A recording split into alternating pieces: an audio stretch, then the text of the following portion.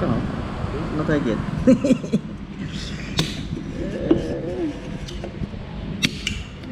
Khôi.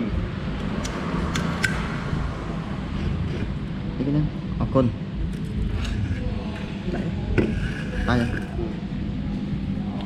Tầm mấy tay rồi cơ.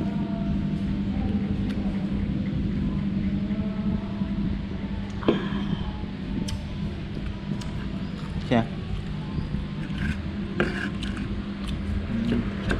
Như là đã vô nó khá là nó hủi.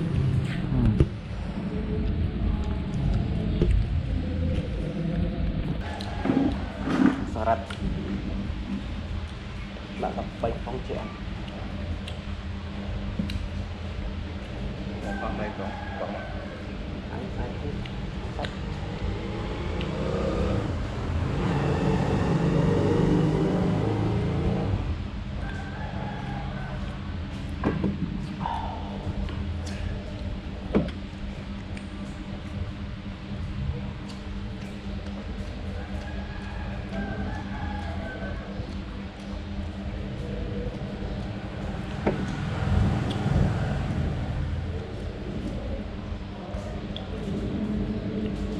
bắt bốt nữa. Sau phố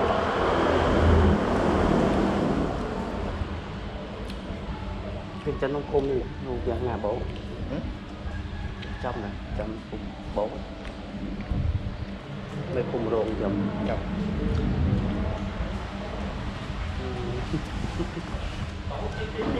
tao qua tao hơi hơn rồi không Tao mốc mình sao tao mốc ấy. ăn thơm chuyện bọc lú bao lú vào Ăn luôn. cơm là lú chặt xi măng cho nó ấy vào bao này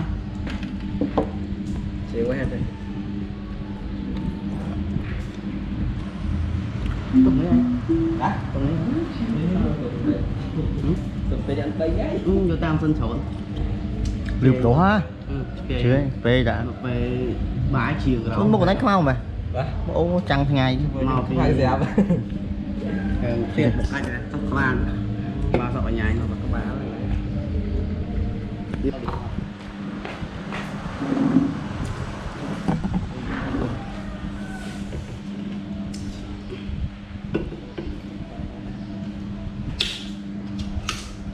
Lưu rồi.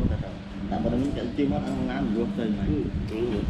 cháy thân Cháy vô tu đã sang phân tổ ở trong hai cái tầng cháy còn con nữa là những theo tu với kia tới giờ tại đây hoặc kề tại những cái môi mẹ nói xa ủa ơi có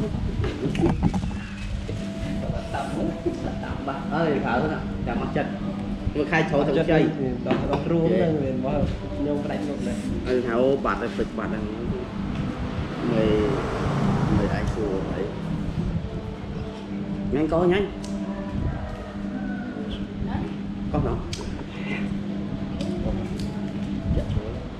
nó được bảo bước con rồi vì thằng thấy việc mẹ ấy không mẹ đâm thằng ấy bằng